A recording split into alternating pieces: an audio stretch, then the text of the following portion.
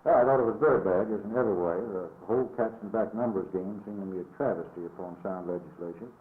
The Supreme Court of the United States, to the contrary, notwithstanding, I thought, and still think, it was completely unconstitutional, and it trespassed upon the power of the states to fix the qualifications for the franchise. It's always been a state power. I particularly objected to the absolute inconsistency, or so it seemed to me, of the way the act operated. So that in North Carolina, under federal rule or federal registration, you were taking illiterates in this county, and in the immediately adjoining county you were not, because this happened on one election day to a vote of 50.7%, and the other one voted 49.2%. This to me is absurd.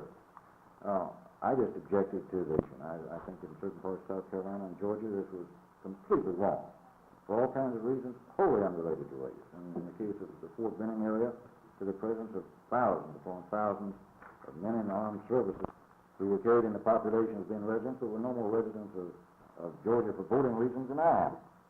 And all of these anomalies figured into the Voting Rights Act. The thing I objected to most was the thing that Hugo Black descended on.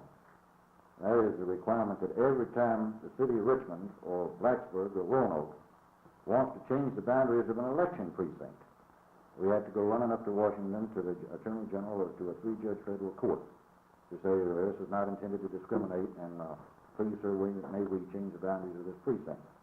I think this is stultifying, humiliating, and absurd. Or even over the past 50 years.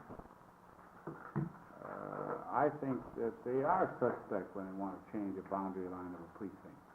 And I would make them go to Washington or somewhere and tell why they're doing it. Now, if they had been honest all along, there never would have been any such requirement, but they haven't been. As for the illiterates, I don't know. I see a lot of illiterates voting in places outside of North Carolina or above the Mason-Dixon line. I don't know that the illiterate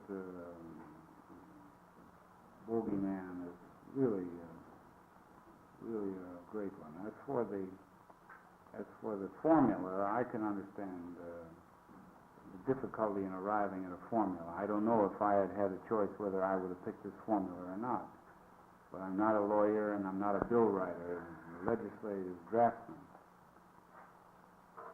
But it seems to me that they were up against the necessity of finding some kind of formula that would stand the test of constitutionality.